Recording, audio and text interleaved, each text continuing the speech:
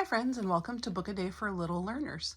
Friends, we're going to start today our series of Dr. Seuss books. It has a birthday at the beginning of March, and I've never actually read every single Dr. Seuss book, and so that is my goal, and I want you to come along on the journey for me.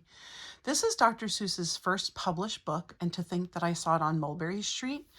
At the end of this story, I will show you the one we're reading tomorrow, and I hope that you come along with me because I'm so excited to share Dr. Seuss with you, and we can decide together which ones are our favorite. If you're not already a subscriber, please go ahead and subscribe and hit that thumbs up. And if you hit the bell, you will be notified when I upload the next story. All right, let's read. When I leave home to walk to school, Dad always says to me, Margot, keep your eyelids up and see what you can see. But when I tell him where I've been and what I think I've seen, he looks at me and sternly says, your eyesight's much too keen. Stop telling such outlandish tales. Stop turning minnows into whales. So that means making something big out of something that's small. Now, what can I say when I get home today?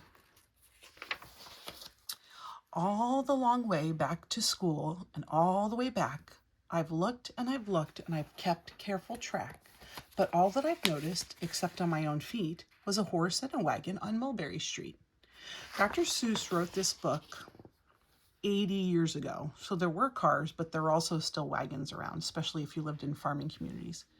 There's nothing to tell of that won't do, of course, just a broken down wagon that's drawn by a horse. Friends, that does not look like a horse to me. That can't be my story. That's only a start. I'll say a zebra was pulling that cart, and that is a story that no one can beat when I say that I saw it on Mulberry Street. Yes, the zebra is fine, but I think it's a shame. Such a marvelous beast with a cart that's so tame. The story would really be better to hear if the driver I saw were a charioteer, a gold and blue chariot something to meet, rumbling like thunder down Mulberry Street. No, it won't do it all. A zebra's too small. A reindeer is better, and he's fast and he's fleet, and he'd look mighty smart on old Mulberry Street. Hold on a minute, there's something wrong.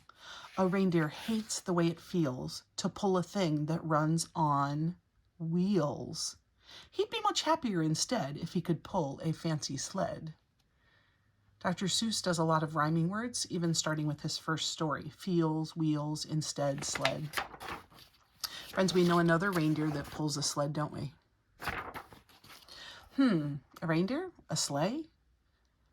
Say, anyone could think of that. Jack or Fred or Joe or Nat. Say, even Jane could think of that. But it isn't too late to make one little change. A sleigh and an elephant! There's something strange. I'll pick one with plenty of power and size, a blue one with plenty of fun in his eyes, and then, just to give him a little more tone, have a Rajah with rubies perched high on a throne. Say, that makes a story that no one can beat when I say that I saw it on Mulberry Street. Friends, this little boy has quite the imagination, doesn't he? But now I don't know. It still doesn't seem right. An elephant pulling a thing that's so light would whip it around in the air like it's a kite? But he'd look simply grand with a great big brass band. That would be so loud. A band that's so good should have someone to hear it, but it's going so fast that it's hard to keep near it. I'll put on a trailer. I know they won't mind if a man sits and listens while hitched on behind. But now, is it fair? Is it fair what I've done? I'll bet those wagons weigh more than a ton. That's really too heavy a load for one beast. I'll give him some helpers. He needs two at least. Friends, so there's the elephant, and then those are his two helpers. Oh my word, this is a fantastic story. But now what worries me is this.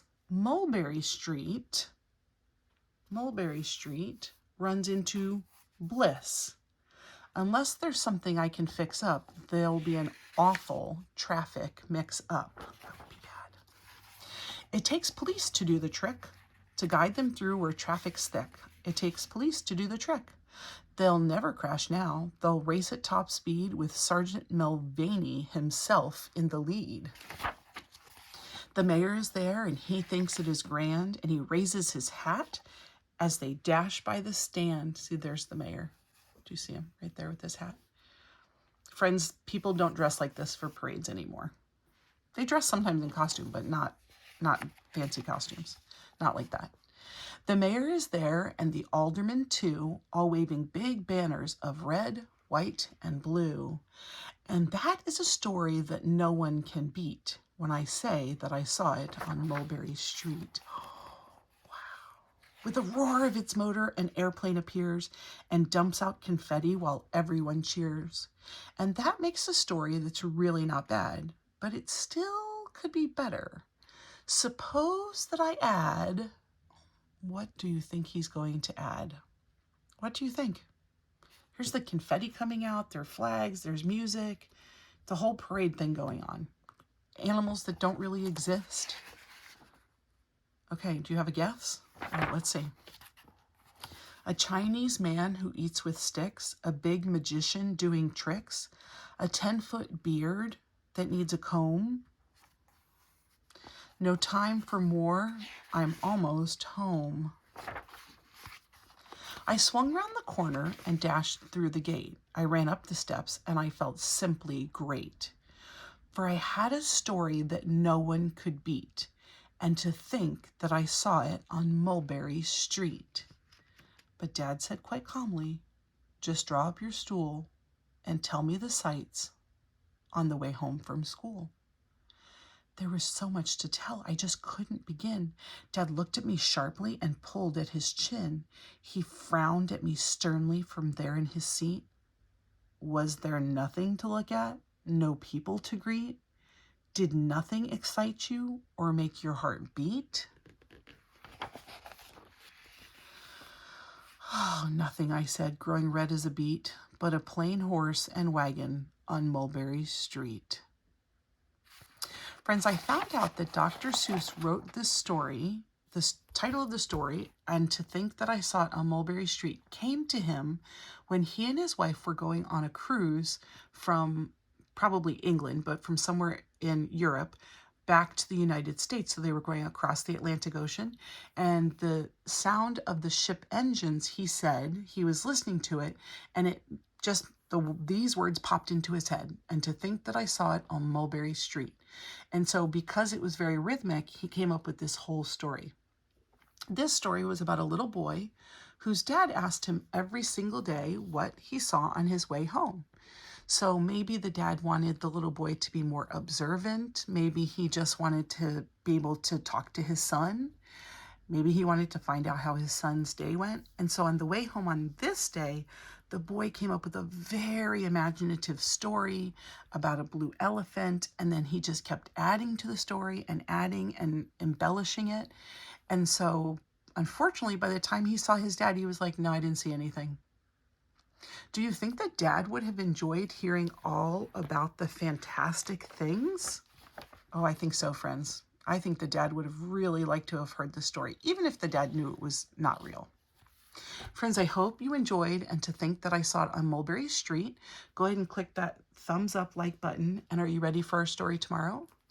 Our story tomorrow is going to be Horton Hatches the Egg, followed by, after that story, we're going to read Horton Hears a Who. So those are our 3 stories for these 3 days. Friends, thank you so much for coming to see me, and I look forward to seeing you tomorrow.